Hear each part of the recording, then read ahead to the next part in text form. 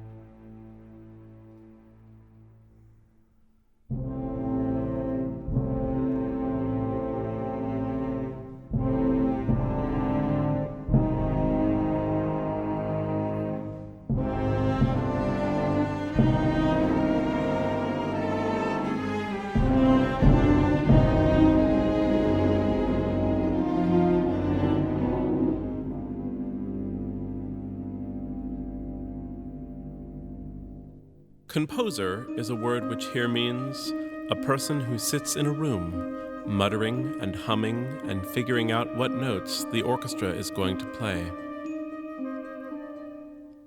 This is called composing. But last night, the composer was not muttering. He was not humming. He was not moving or even breathing.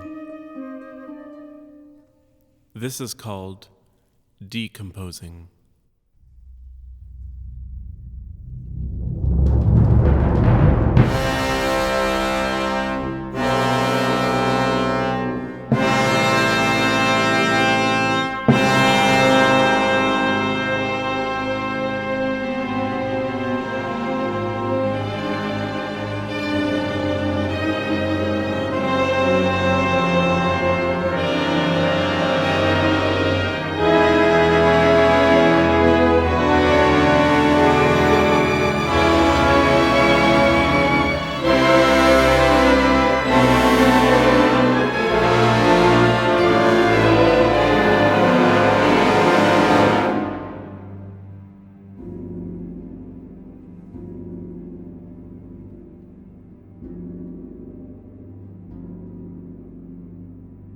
The composer's death was very suspicious, and so the inspector was called in to find the murderer or murderers and haul them off to jail. "I will begin by interviewing all the usual suspects," the inspector said. Like all people in his line of work, this composer had many enemies lurking in the orchestra.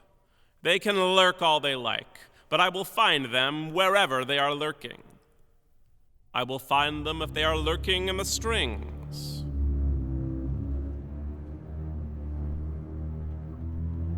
I will find them if they are lurking in the brass.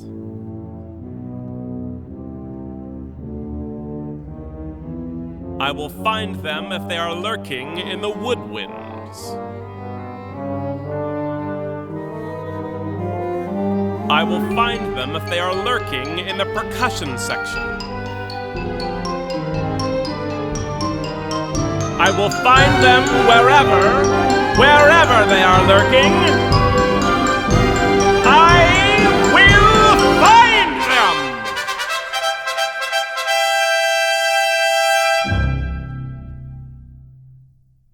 The inspector was a very handsome and intelligent person, not unlike myself.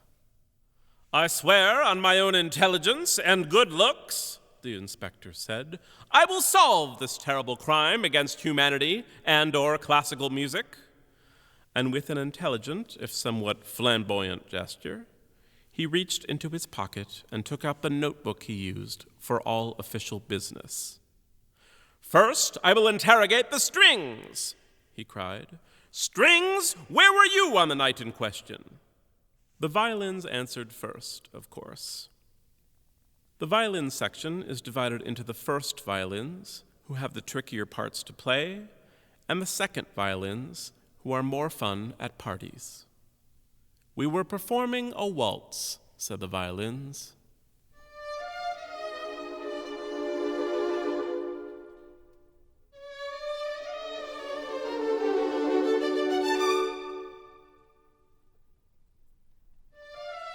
We played graceful melodies, so the ladies and gentlemen could spin around and around and around until they felt dizzy and somewhat nauseous.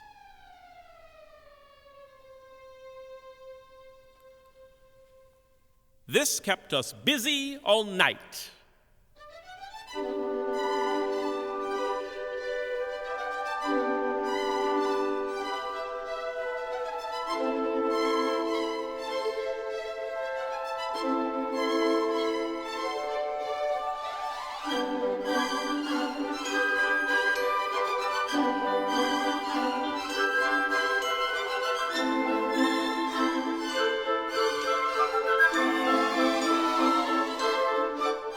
Aha! The inspector cried, making a note in his notebook. Perhaps you murdered the composer for making you play so much. Don't be ridiculous, the violins said.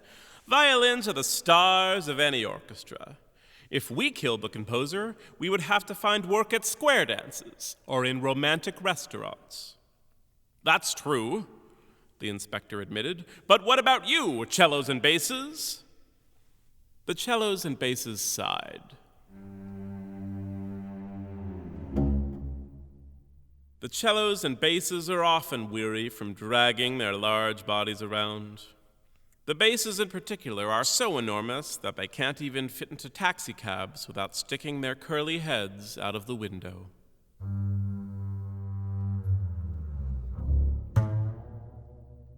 We were providing accompaniment, they said. You can't waltz without a reliable 1, 2, 3, 1, 2, 3. It's boring, but it's steady work.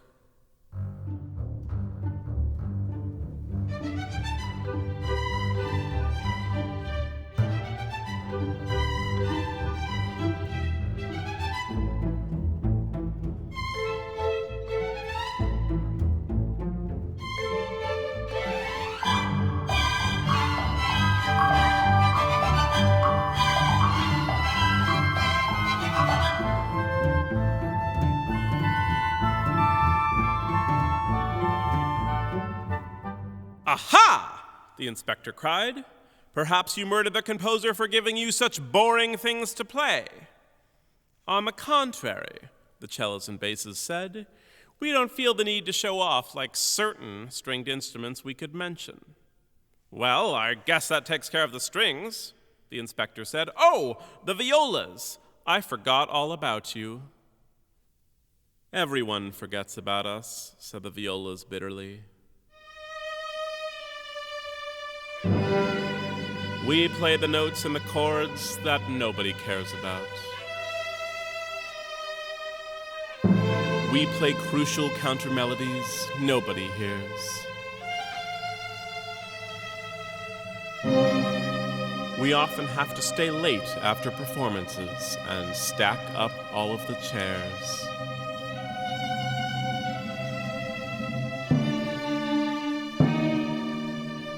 We spent last night feeling sorry for ourselves, as usual.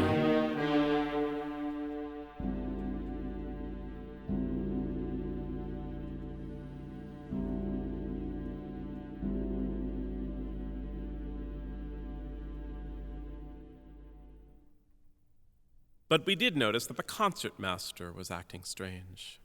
She was talking and laughing with the composer and carrying a suspicious black case.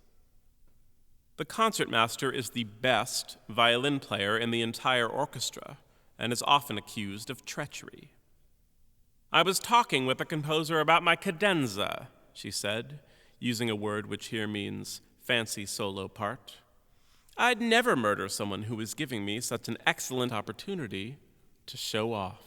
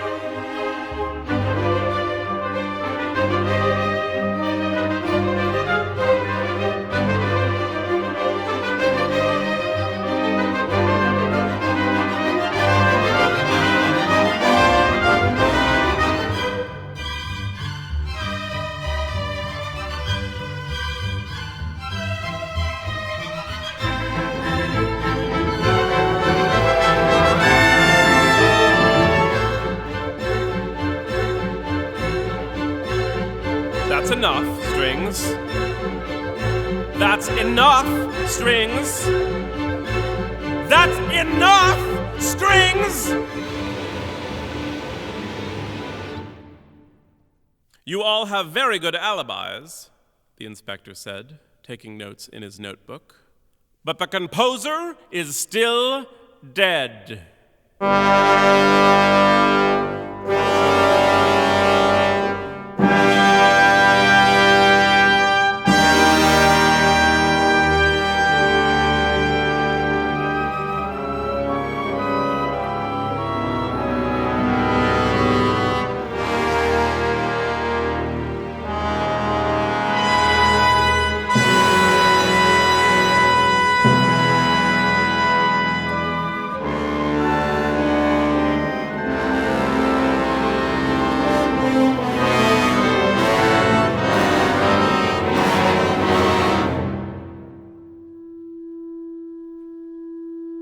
Perhaps the murderer is lurking in the Woodwinds. Where were you last night, Woodwinds? Speak up! Speak up!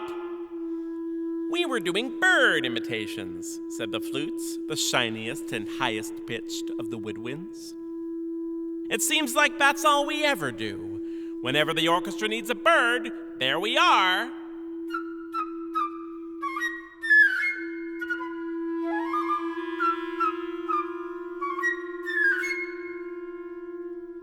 Aha! The inspector cried. Perhaps you murdered the composer for making you act like birds. Don't make us laugh, the flutes cried. We're much too wimpy and high-pitched for murder.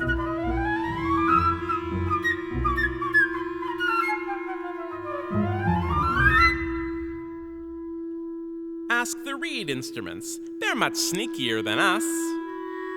Sneaky? Said the clarinets. We're not sneaky. By the way, Inspector, that is a very handsome jacket you are wearing. Oh, thank you, said the inspector. Such shiny buttons, said the bassoons. You think so? The inspector said, blushing slightly.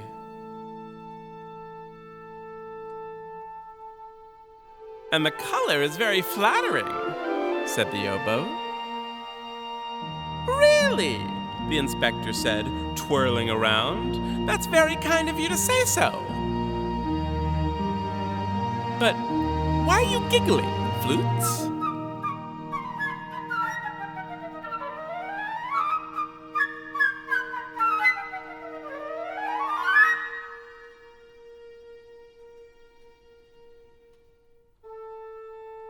Ignore them, said the first oboe, leaning in close. If I were you, I'd question the brass instruments instead. They're a violent lot. The brass? The inspector said, writing in his notebook. You really think so? You can trust me, the oboe said. Everyone trusts me. After all, I tune up the entire orchestra by playing an A. Listen.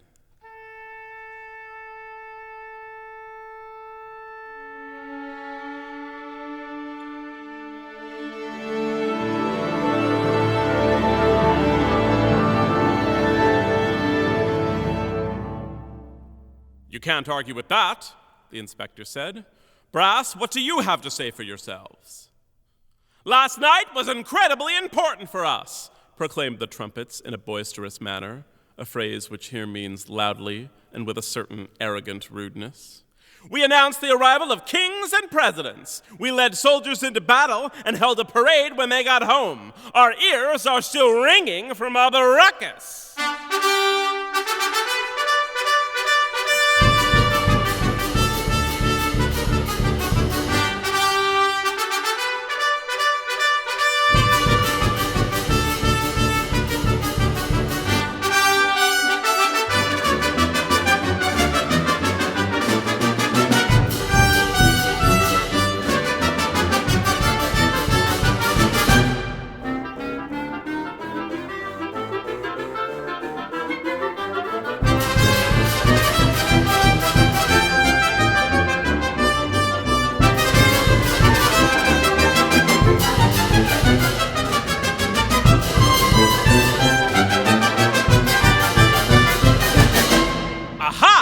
the inspector cried, making a note in his notebook. Perhaps you murdered the composer for making you play so loud. We love being loud, the trumpets replied. Brass instruments are brassy by nature. Besides, loud is patriotic, and we suspect the murder was committed by a foreigner.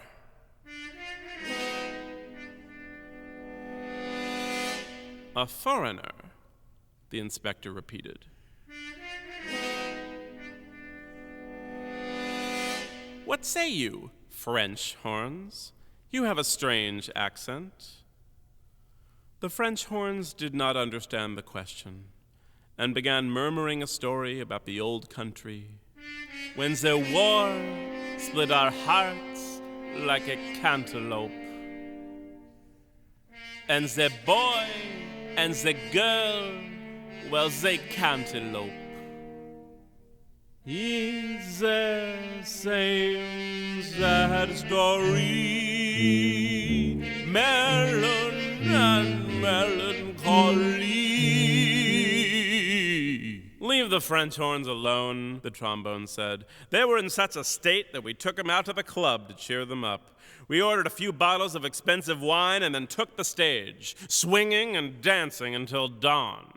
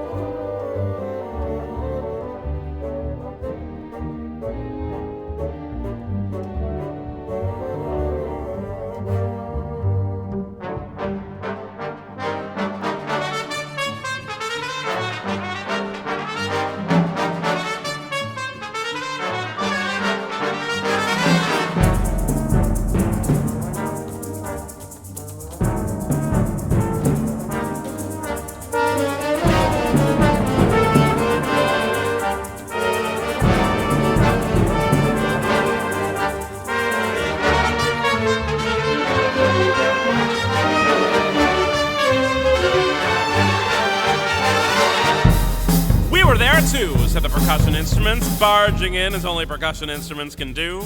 We drummed, we percussed, we employed xylophoniness and symbolism. We heard the beat and beat the herd. We struck up and got down. We conquered the concert, battered the band, agitated the audience, rattled the roof, and got the phone numbers of several very attractive young sailors. By then we were beat, too exhausted to commit murder.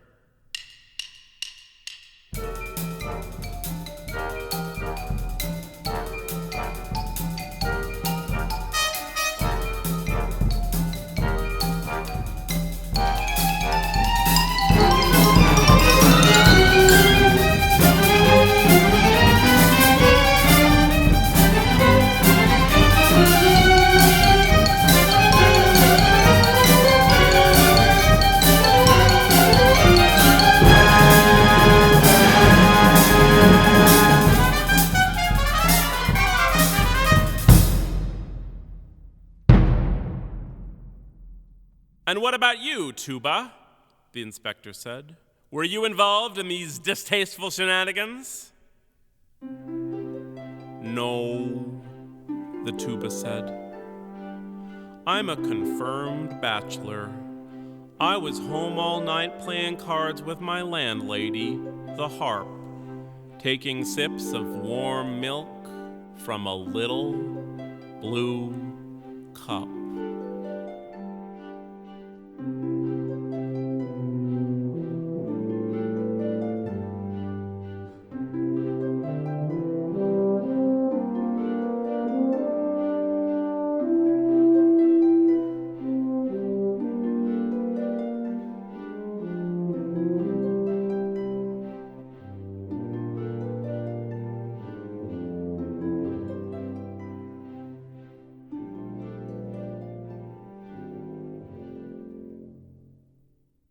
The inspector flipped through the pages of his notebook and scratched his handsome head with a well-manicured hand.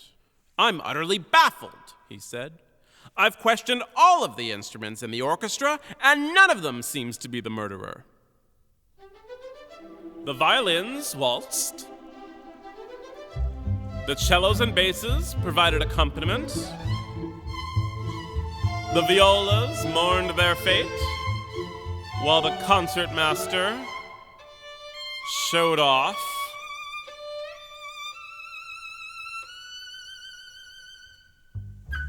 The flutes did bird imitations repeatedly, and the reed instruments had the good taste to admire my jacket. The trumpets held a parade in honor of our great nation, while the French horns waxed nostalgic about something or other. The trombones had too much to drink. The percussion beat the band. And the tuba stayed home playing cards with his landlady, the harp, taking sips of warm milk from a little blue cup. But the composer is still dead.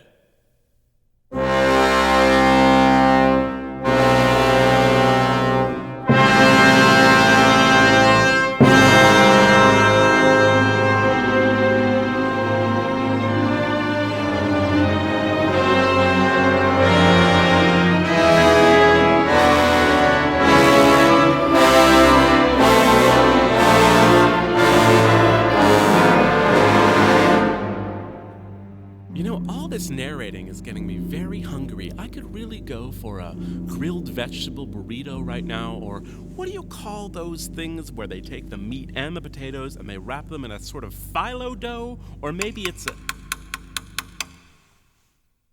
a strange noise caught the inspector's ear. "Of course," he said. "The conductor.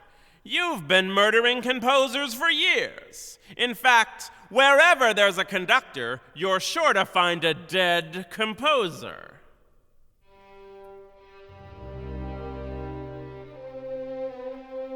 Beethoven, dead.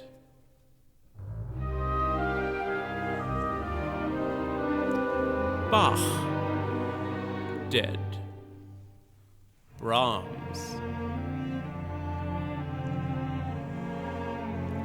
dead. Mozart, dead. Haydn, dead. Schubert, unfinished, but dead. Mahler,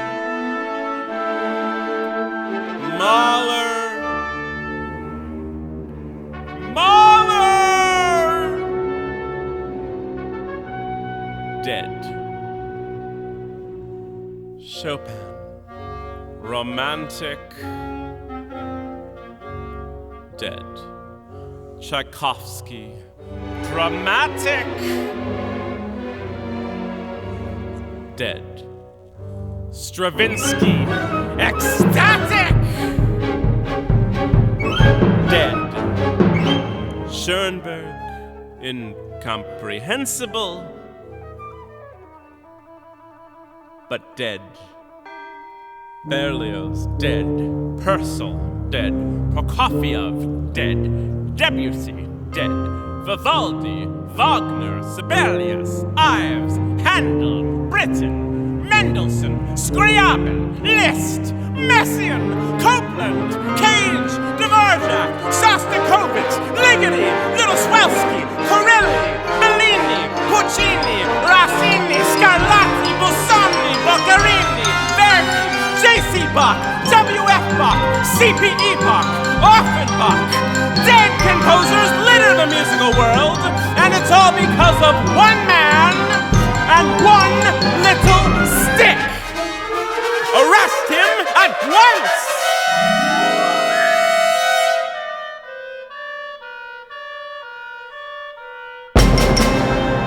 Not so fast, said the entire orchestra in unison.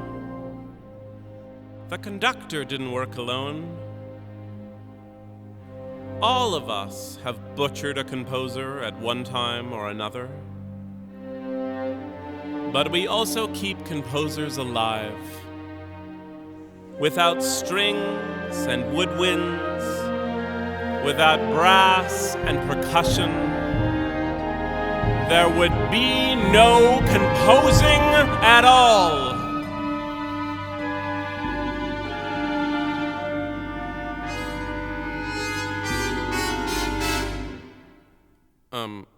Except for various kinds of non-orchestral music.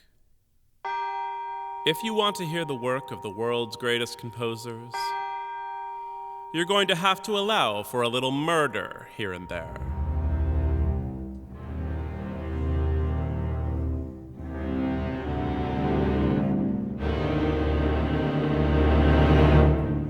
But that's injustice, cried the inspector.